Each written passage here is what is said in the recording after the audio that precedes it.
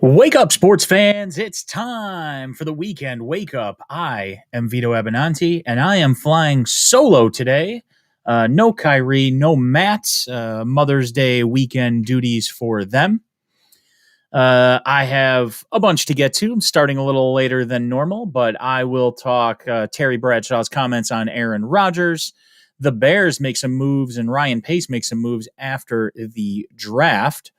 We've got some White Sox talk. Luis Robert has a torn hip flexor, more injuries for the White Sox, but they may have bigger problems going on in their dugout. And I'm not talking about the players. We're going to talk a little bit of Major League Baseball action. 2 no-hitters this week. Also, we have possibly seen the worst official in any of the major sports continue his run as the worst official. And the NCAA, of course, takes their time doing everything, and they usually do stuff incorrectly, which means the state of Georgia actually beat them to something, but Georgia being Georgia, we're going to get into that talk as well. Again, I am Vito Abinanti. You can see down there at the bottom at VJA Sports Media on Twitter. You can subscribe to the show on YouTube. Go to YouTube and search my name, Vito Abinanti, to subscribe. You can follow the show on Facebook. Go to facebook.com/weekendwakeupshow. Join the show on Twitch as well. Twitch.tv/VJA Sports Media. And you can follow all three of us, myself today, but you can follow all three of us on Twitter at KDThompson5, at Sports with More, at VJA Sports Media.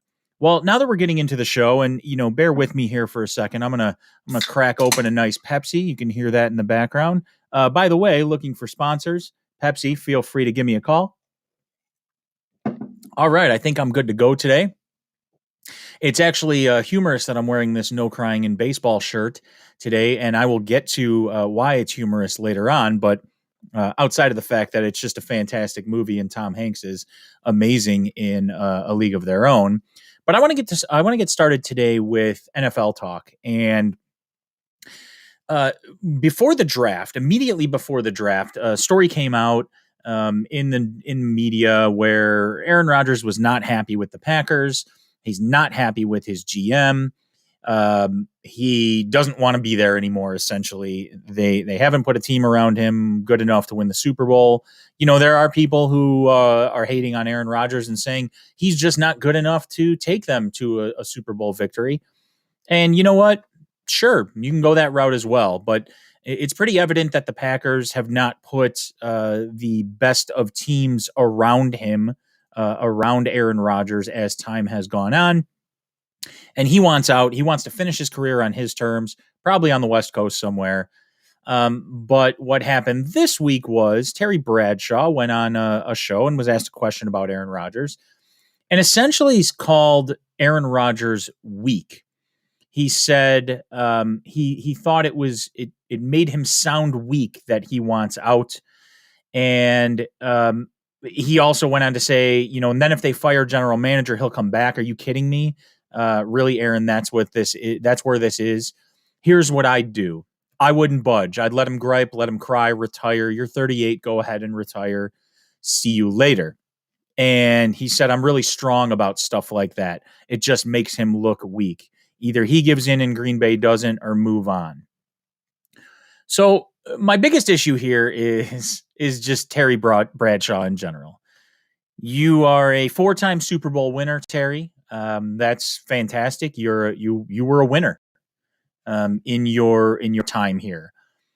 But it's a bit confusing to me because Terry Bradshaw played for the Pittsburgh Steelers, and he's a guy who's had issues with the Pittsburgh Steelers for decades.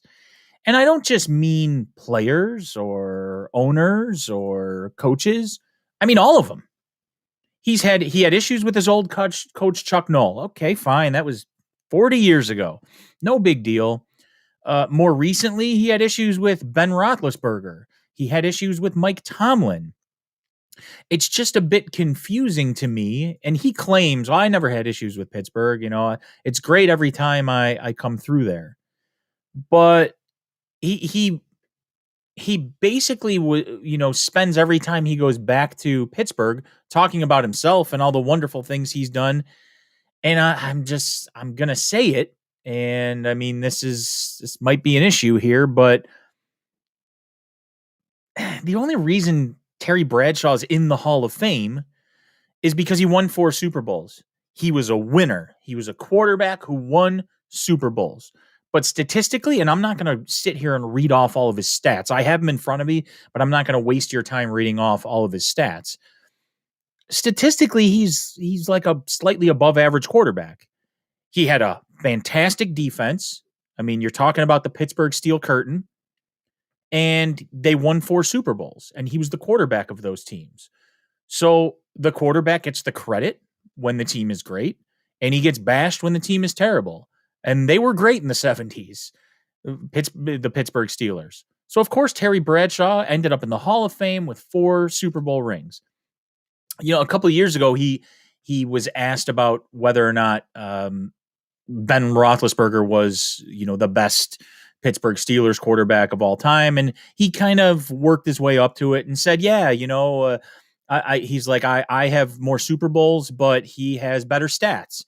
And that was, a backhanded compliment at Roethlisberger. Sure.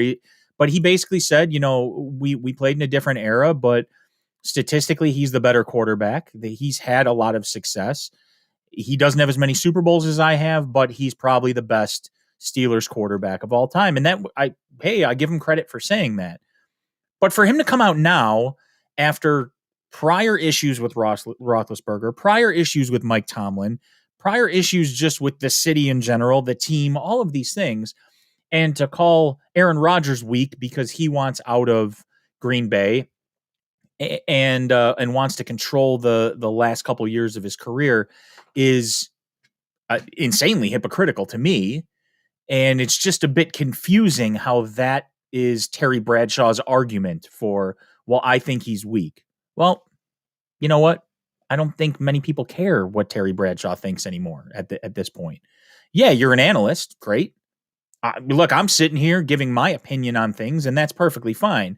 But if you're going to go out bashing players for doing what they believe is in their best interest for their career and for the rest of their lives, when you've done the exact same thing to the detriment of your former team, I'm just a bit confused about that. I want to move on to some Bears talk here. Moving on from Terry Bradshaw and Aaron Rodgers. Again, don't worry about it. Pepsi. For those of you just joining the show, this is the Weekend Wake Up. I'm Vito Abenanti. As you can see down there at the bottom of your page, at VJA Sports Media on Twitter. You can follow the show on Facebook, Twitch, YouTube. Make sure that you are following and subscribing to all of the places the show now appears in. We'd love to get you involved in the conversation.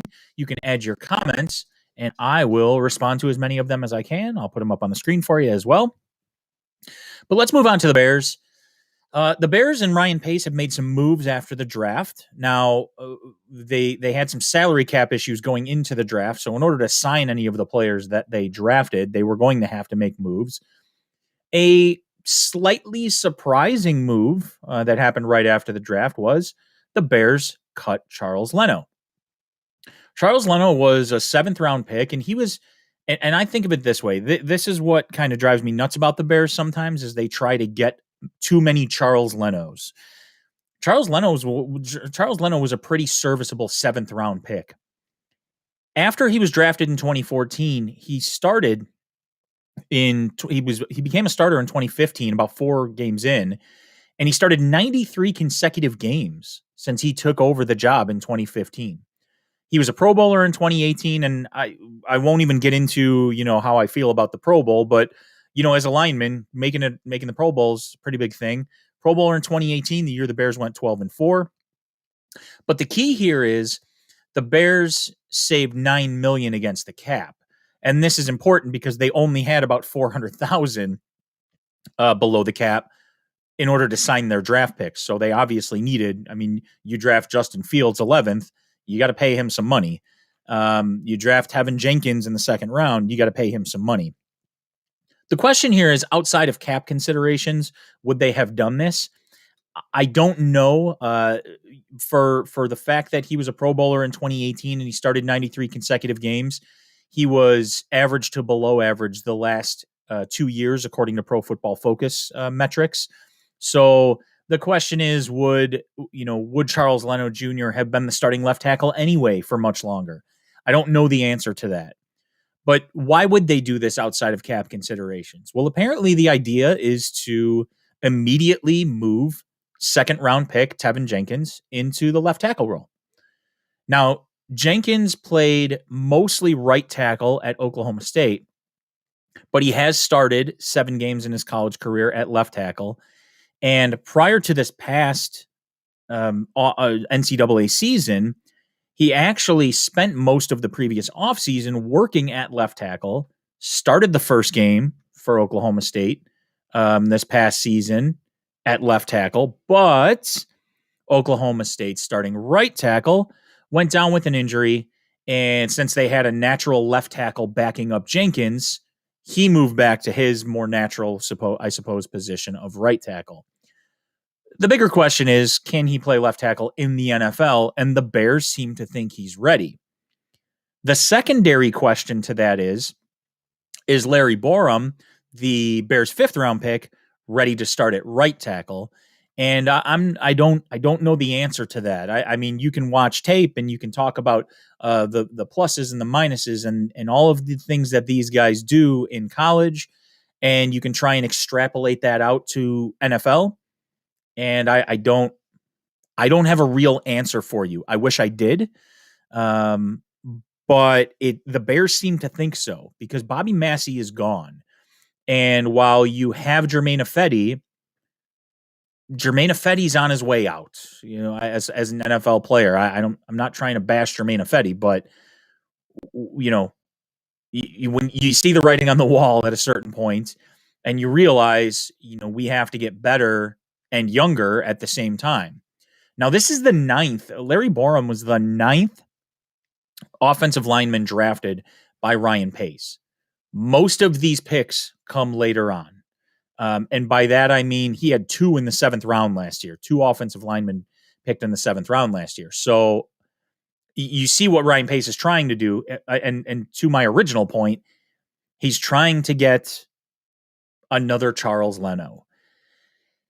On the opposite side of trying to get a Charles Leno, you get Jamarcus Webb, who was a 7th round pick that they turned into this project at left tackle. And for the entirety of his playing time at left tackle for the Bears, Jay Cutler was running for his life. It doesn't even matter who it was. It doesn't have to be Cutler, because Cutler was hurt half the time. So you were talking about guys like Josh McCown running for his life. Matt Barkley running for his life. The guys that were here when Jamarcus Webb was the left tackle, they had to move. And don't get me wrong, I think Jamarcus Webb probably could have been a solid right tackle, but they didn't move him over there. They kept him at left tackle, and he wasn't very good, and they just kept trying to trot him out there. And I mentioned Matt Barkley, and I don't even think Matt Barkley was here at the time Jamarcus Webb was here, but you understand what I'm going for here. Whoever was under center, it doesn't matter. Jamarcus Webb was a project, a 7th round project offensive lineman that didn't really pan out, no matter how hard they tried over there. So now you're looking at Tevin Jenkins, who was a right tackle. They're going to move him over to the left side. 2nd round pick, should have all the intangibles. You're kind of hoping this one works out. But the question is, can you take a 5th round pick like Larry Borom? Can you keep him at right tackle? And can he start right away? So the Bears still, despite their draft picks this year, have some questions on the offensive line. You're watching the Weekend Wake Up. I'm Vito Abenanti. Matt Moore and Kyrie Thompson are off today, but I got a ton to talk about, so we don't have to worry about that. You can join the show on Twitch, twitch.tv/VJA Sports Media. Follow the show on Facebook, Weekend Wake Up Show, after the facebook.com. And you can go to YouTube and search my name, Vito Abenanti, and you can subscribe to the channel. So following the Charles Leno cut, there the Bears made some additional moves. And one of the positions that they needed to improve, either in the draft or via via free agency, was wide receiver. As I bury the lead there, they did sign a wide receiver before the draft in Marquise Goodwin. They also signed another one after the draft, Damiere Byrd, who is coming off some career highs with the Patriots. So the wide receiver room currently consists of Allen Robinson, Darnell Mooney, who are obviously your top two, Anthony Miller, who was a second-round pick a couple years ago and really hasn't turned out to be a second-round pick so far, Goodwin, who they signed before the draft, Byrd, who they signed after the draft, Javon Wims, and Riley Ridley, as well as new draft pick, sixth-round pick, Daz Newsome. So the issue seems to be, where do any of these guys fit? Now, Wims is a good special teams guy overall, and I don't mean that in like a return sense. I mean as a gunner or something along those lines. But he can't play wide receiver. Bears fans have seen this over the past few years. And if you follow the show and you followed me on any of social media, you'd see that I don't like Javon Wims as a wide receiver. He can play football in general as like a very general player, as an athlete, but he can't catch the ball. He's just not a very good wide receiver. So where does he fall? Does he stay on the team as a you always need special teams guys, guys who may be your sixth wide receiver, or seventh wide receiver, but they're good on special teams. Maybe that's where Wims falls in. Maybe he stays there. Goodwin and Byrd are burners. I mean, we're talking sub 4.3 40 times for these guys. So they can move down the field. I don't know how they would be as full-time number one guys, but you don't have to worry about that right now because you have Allen Robinson. And honestly, Darnell Mooney was a revelation last year as a rookie. And I'll be honest with you, Anthony Miller would likely be gone if the Bears could get anyone to give up a bag of balls or a jugs machine for him. He has not lived up to his draft position. He's probably taking up a roster spot at this point because he's just mediocre.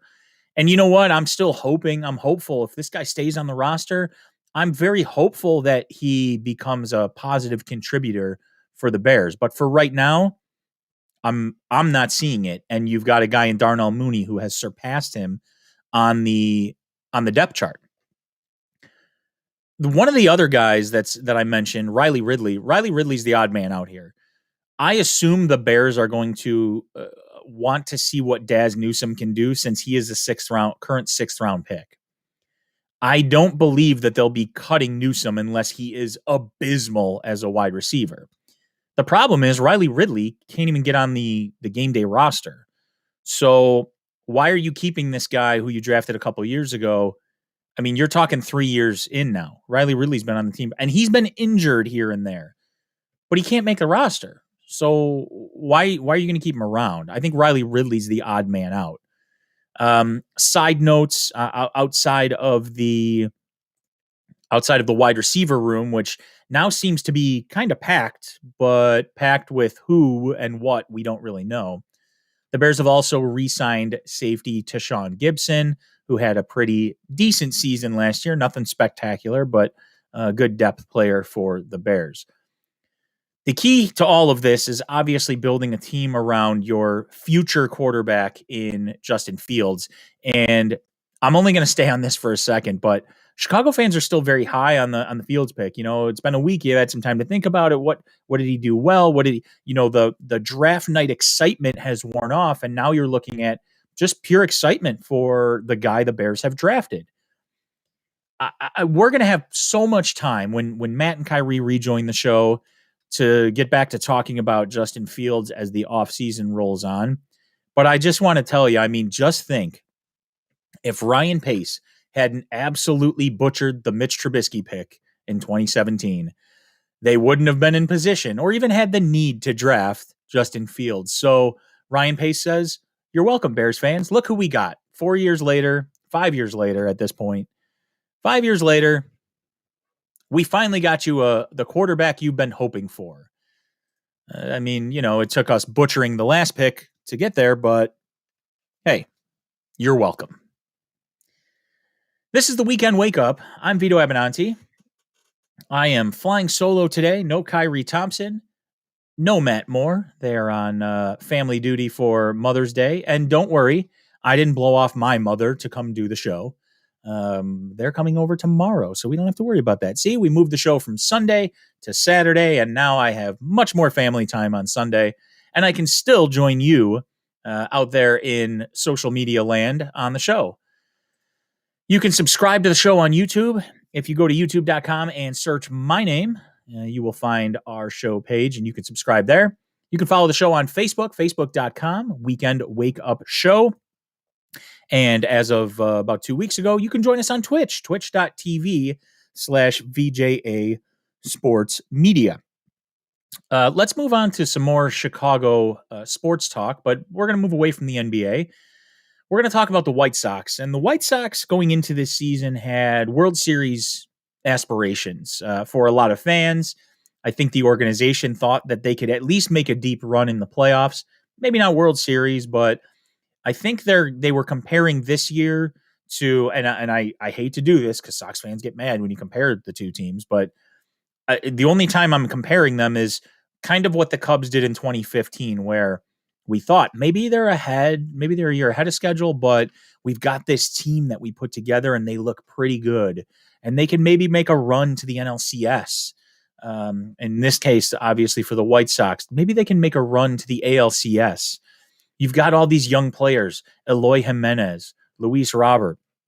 We re-signed Adam Eaton to take the right field spot. So you've got a guy who can hit near the top of the lineup and play some pretty solid defense. You've got Moncada. You've got Tim Anderson. You had Andrew Vaughn coming up, who you thought was going to be, a pretty good hitter overall. And the reigning MVP coming back in Abreu. So you're looking at this team and you're like, man, look at what this team could probably do. Well, unfortunately for the White Sox, they've had some issues this year, and some of it's been mediocre play coming out of the gate. Okay, understandable. You still got a lot of summer left.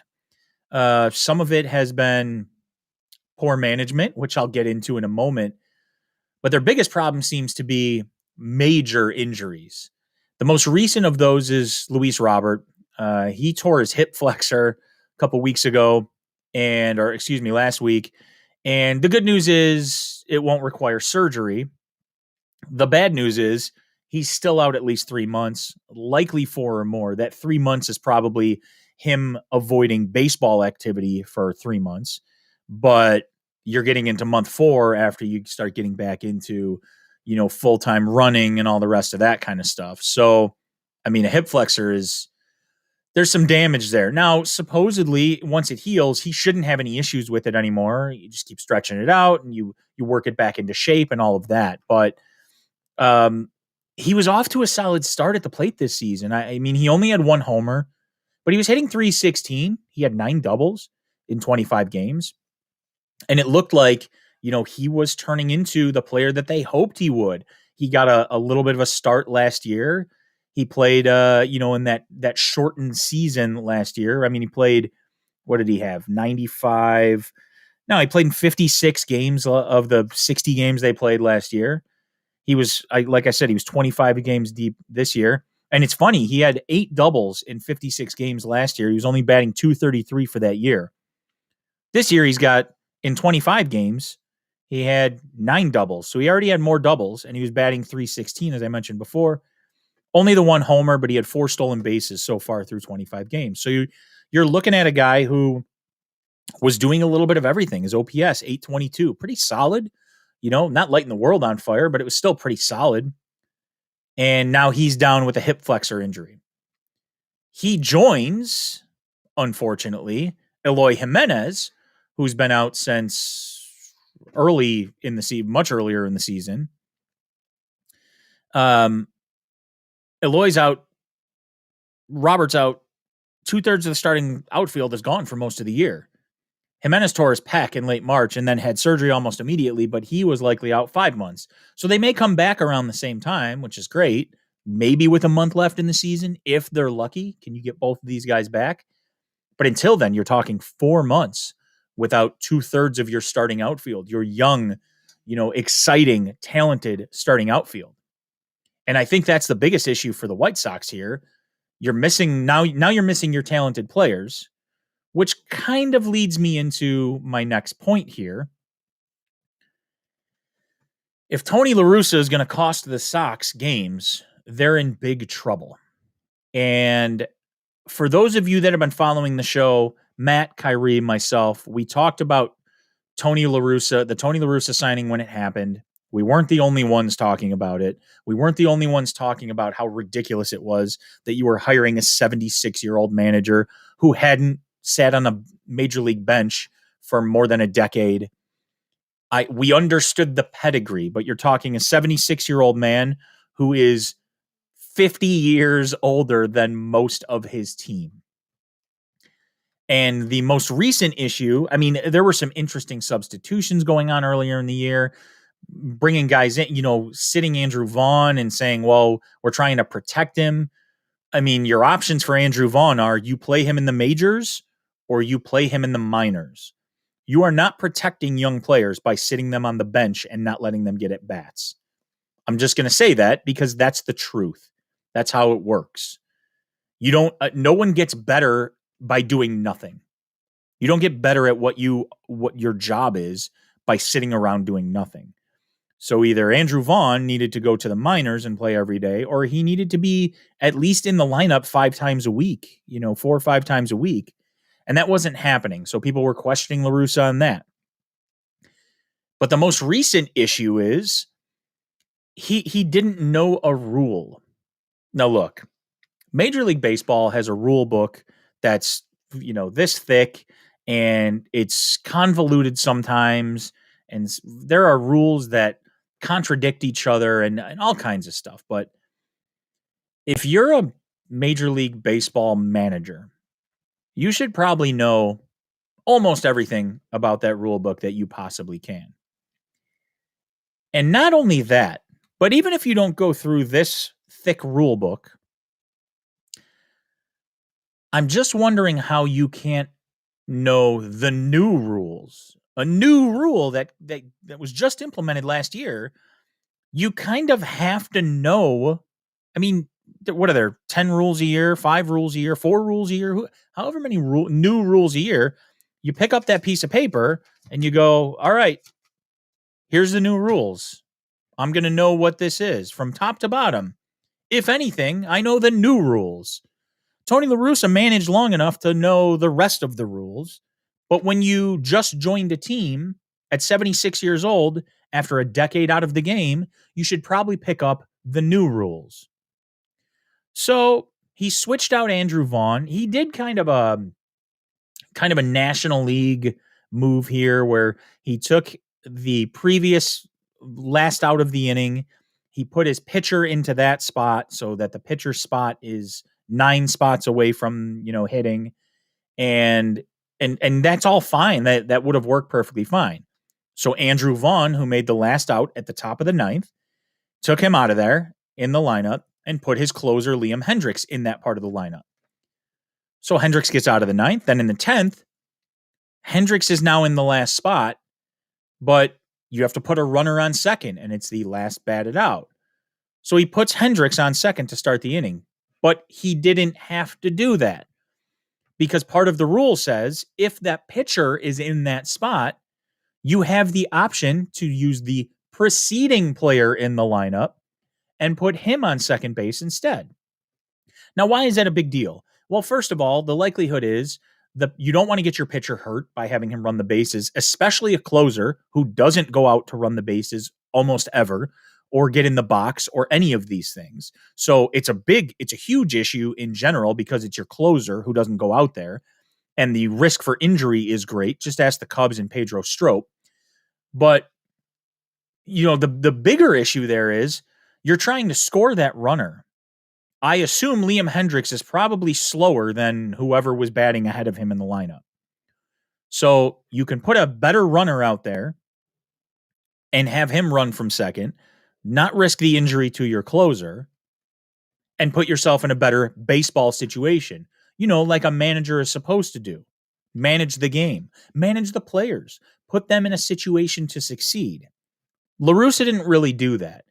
And there are so many issues with this, but it's like, is the fact the game has passed Tony Larussa up surprising to anyone not named Jerry Reinsdorf? I mentioned before, we talked about this on our show, our little show here, the weekend wake up.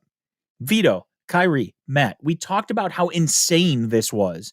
And it was all because Jerry Reinsdorf felt bad about 35 years ago and some garbage that he's holding on to. Like, Jerry Reinsdorf has the longest memory in the world, except when it comes to watching his teams fumble around for 10 years at a time and then just being loyal. You got to be loyal. Loyalty's number one. You can still be loyal and understand that it's bad for business. I mean, who were the other options here? Or was it just Tony Larussa? Did they not even bother? I mean, there was talk they interviewed so-and-so, they interviewed this guy. But, I mean, did they really even do that? They call these guys and go, "No, we already got a guy. And it's Tony Larussa." It's almost not even that the game has passed Larussa up. It's like, if you don't read this new rule that just came out, do you even care enough to do your job properly? Or were you just going to show up and be Tony Larussa? Hey, my aura is going to win us games. Well, it's not. It's losing the White Sox games. They have 17 wins right now. And look, you don't know what coulda, woulda, shoulda, all this other stuff. I just know that if you as a manager put your team in the best position to win and the team is talented enough to win, you're probably going to win games, right? Coulda, woulda, shoulda. Maybe they could have 18, 19, 20 wins. And you know what? At the end of the season, that means something. You want to hear people talk about, well, they lost a game in April. It doesn't matter. It does. It does. Because when you end up tied and you have to play a one-game playoff against someone, or just to get into the wild card, or you end up a game back, because you lost 4 straight in April because you looked like garbage, or because your manager didn't know the rules, which is just absolute insanity. When I just hear that, when I hear myself say that and I read it and all the rest of this, it's insanity that you don't know a rule. Okay, fine. A lot of rules in that MLB rule book, but it's more insane that you didn't know a new rule. Getting back into baseball after 10 years, or getting back on the bench after 10 years, I think I'd pick up particularly the new rules over the past 10 years. Trust your memory for the rest of that stuff. All the stuff you learned over the 30 years managing. But you know what? The new stuff, I might want to pick that up. I'm just like going back to that 10th inning runner rule. And this is I'm putting this 100% on Larussa, but I'm also a bit confused how no one else on his staff knew the rule. Nobody in that dugout knew what the heck was going on. They saw Liam Hendriks going out to second base and nobody was like, should we be doing this? Does this make sense? Can the rule really be like this? Are they just going to throw pitchers out there? Because common sense would, well, I mean, Major League Baseball doesn't do a lot of things with common sense, but common sense would dictate they're not going to start throwing pitchers out on second base randomly in the 10th inning for no reason. I don't know. Maybe that's just me, the confusion that I have with this, but if you're in that White Sox dugout, how can nobody have said anything at any point here? Larussa said he didn't know the rule until a reporter told him after the game. That's a problem. Don't mind me just over here chugging some Pepsi. Remember, Pepsi, looking for some endorsements. You're listening to the Weekend Wake Up. I'm Vito Abenanti. Matt and Kyrie have the day off, but you can follow the show on YouTube. If you go search my name, Vito Abenanti, on YouTube, you can subscribe, or you can go to Facebook, facebook.com/Weekend Wake Up Show, or new to the show, you can go to Twitch, twitch.tv/VJA Sports Media. A little more baseball talk. I'm not going to get to the Cubs today, but we do have some interesting baseball talk where Albert Pujols was cut by the Angels in the final year of his contract. And so he had a 10-year, $240 million contract. Okay. When that was signed, it was huge, but you were signing a 31-year-old, to who at the time was just incredible. I mean, $24 million AAV at the time was crazy. It was a lot. It was a lot of money. Now, Pujols, I just want to say this. Pujols is definitely a Hall of Famer. But the Angels have to be disappointed with what they got for $240 million. And signing a 31-year-old to a 10-year deal is asinine, if you ask me. I thought it was crazy when it happened. But Albert Pujols, who made the All-Star team 9 times in 11 seasons in St. Louis, only made 1 All-Star appearance in the next 10 seasons in LA. He didn't hit over 300 once in LA after hitting over 300 in every season, except for his last in St. Louis when he hit 299. And he only hit 30 home runs or more 3 times in those 10 years in LA. He did it every season in St. Louis. So you look at what the Angels got compared to what St. Louis got. I mean, St. Louis, I don't know. They just thought, we're just going to let him go. We can't pay him $240 million over the next 10 years. And it seemed to be the smart move for St. Louis. It worked out okay for the Angels. I mean, he was a serviceable player for most of his time there, but you're still talking about, and I mean, you're looking at a guy who almost all of his stats, or a good portion of his stats, came in the first half of his career. So yeah, they got $240 million, but did they get $240 million worth of Albert Pujols? Not really. The reason I bring this up is because, I mean, he's a Hall of Famer. He's 5th all time with 667 homers. He's got a 298 career batting average. He's a 99 career WAR guy, which is 21st all time. But I'm going to ask a question to those of you watching out there, and I'll give you my answer after I ask the question. But Pujols didn't have the best close to his career in LA, right? But if he had retired without ever leaving Seattle, meaning in 2012, he would have had 445 home runs, 1,300 RBI, a 328 batting average, and a 1.037 OPS. That's in 11 seasons in St. Louis. Do you believe that Albert Pujols would have been a Hall of Famer had he retired after his St. Louis career? And I'm going to tell you right now, my answer is yes. This guy had almost 450 home runs in 10 or 11 seasons. He was an all-star every single year except for 1. Check that. 2. His final season in St. Louis, he wasn't an all-star. And he still hit 299, 39 or 37 homers and 99 RBI for the entire season. I don't know what he did before the All-Star break.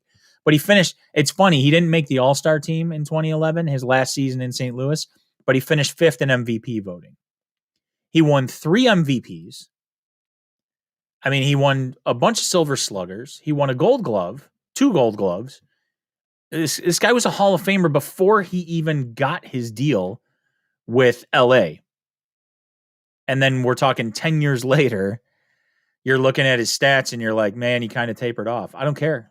He's a first ballot Hall of Famer no matter what. I don't think anyone can really argue that. But Albert Pujols, his career in St. Louis was a Hall of Fame career before he ever even signed a deal with LA.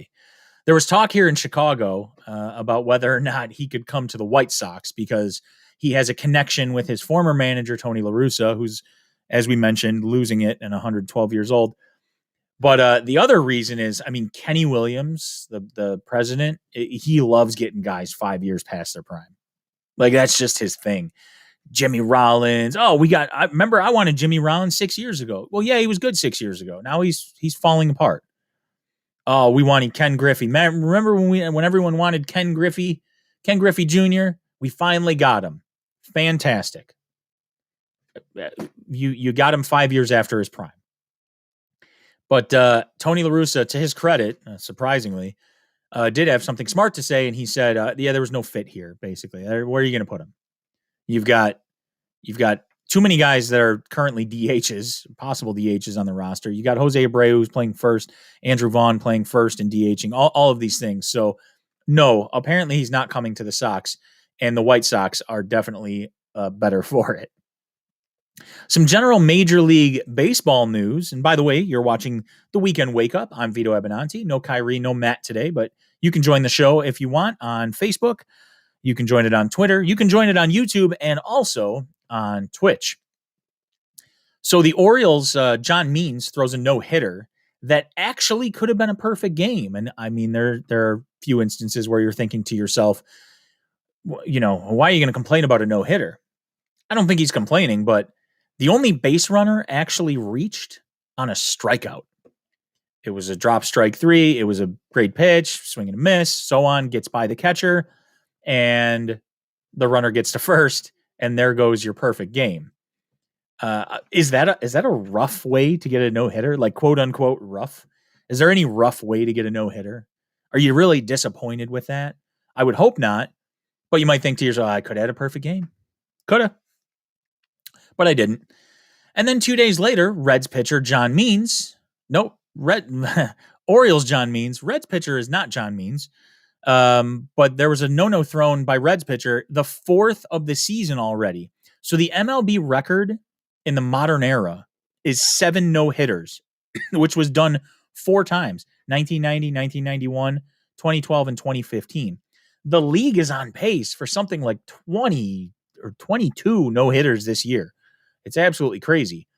And I'm not sure it's all just pitching either. Of course, pitching improves, as hitting improves, pitching improves, the game improves, preparation improves, all of that. But analytics and the idea of the 3 true outcomes has kind of taken away some of the hitting. And I'm not going to bash hitting and all that kind of stuff. I spend plenty of time doing that. But what I mean is, launch angle, look, all of these things, all these analytics, home run, strikeout, or walk, those are your 3 true outcomes. And you utilize that by saying, hit velocity, all this other stuff, launch angle. Launch angle is great if you make contact with the ball. If you don't make contact with the ball, launch angle goes away. It doesn't exist. Velocity off the bat doesn't exist. None of these things exist if you don't make contact with the ball. So home runs are fantastic. But if you're not hitting home runs, are you doing anything else to help your team score? Because currently, the league has the highest number of strikeouts per game in history, in baseball's history, almost 150 years. Major League Baseball also currently has the lowest league batting average in history. And some of that might be it's April and batting averages increase and home runs increase as the weather gets warmer. Sure, I totally get that. But if you currently have the lowest batting average in history, how much are you really expecting that to improve? They're not going to end up with a top 10 batting average in history suddenly. So the biggest issue here is, can anyone hit if they're not hitting a home run? And that's why I'm a bit confused about, the idea of you have to go with analytics. You definitely do have to, but everything's fantastic in moderation, but you can't simply say, well, my goal is to either get a walk, hit a home run, or I'm going to strike out. A strikeout to me, and you can pull up all the analytics you want. A strikeout to me is the worst outcome outside of a runner on first and you hitting into a double play. And it's the worst outcome because you don't make anybody do anything except the pitcher. There are 8 guys, 7 guys behind the pitcher and a catcher. There are 8 other guys outside of the pitcher on the field for a reason. Put the ball in play, make people make plays, and the batting average is going to go up. I guarantee you'll get more guys on base. I mean, it's just the idea that, if we hit a home run, we automatically get a run. Well, that's great. If you strike out, especially with guys on base, you did nothing. Nothing. Nothing gets you nothing. That's what it does. Gets you 0 runs. You're just reliant on the pitcher to make errors instead of you going out there and being a hitter. And so the 2 no-hitters this week are impressive. I'm not going to take anything away from the pitchers who threw no-hitters in complete games. There was Madison Bumgarner threw a no-hitter in a 7-inning game, and it doesn't count because it was a doubleheader, and they switched to 7-inning games and so on. And I'll get into that later, but that's technically 3 no-hitters almost in the last 3 weeks or 2 weeks. It can't just be the pitchers, can it? Are the pitchers that good now? Or is everyone focused on launch angle and trying to hit home runs that they can't put the ball in play? I think that might be a bigger problem. Moving on real quick, we're going to stay with Major League Baseball for just a minute. Angel Hernandez is an umpire in Major League Baseball, and I mean the nicest way to put it is he's bad. He's just bad at his job. His personality is garbage. He's sued the league for claiming he was discriminated against because they didn't give him, they didn't assign him to a specific World Series or whatever. He's been in a bunch of World Series. Like, none of what he does makes sense, least of which on the field, and he's an umpire, and it's a real problem.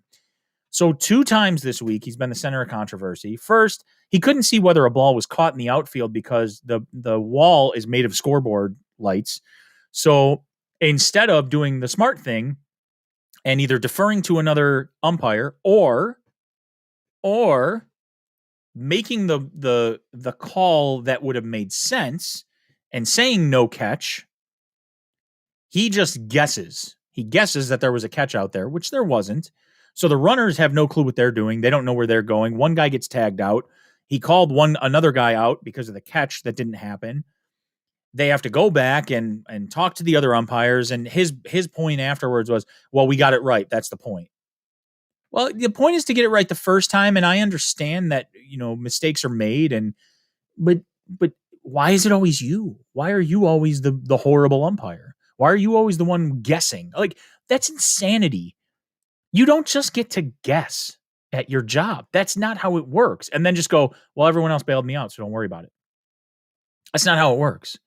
Then a day later, he goes on an ejection spree following a balk call on Royals pitcher Brady Singer. Brady Singer balked.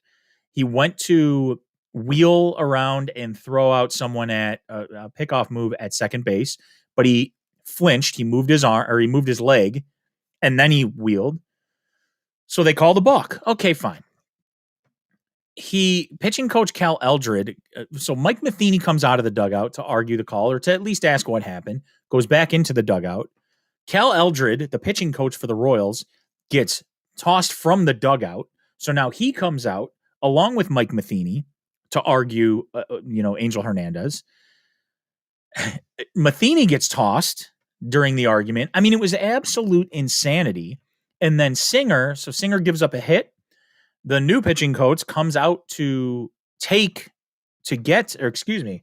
new pitching coach now comes out to get Brady Singer, and Singer says something to Angel Hernandez, and he gets tossed on his way off the field after he was removed a batter later. I'm just going to ask, for those of you out there watching,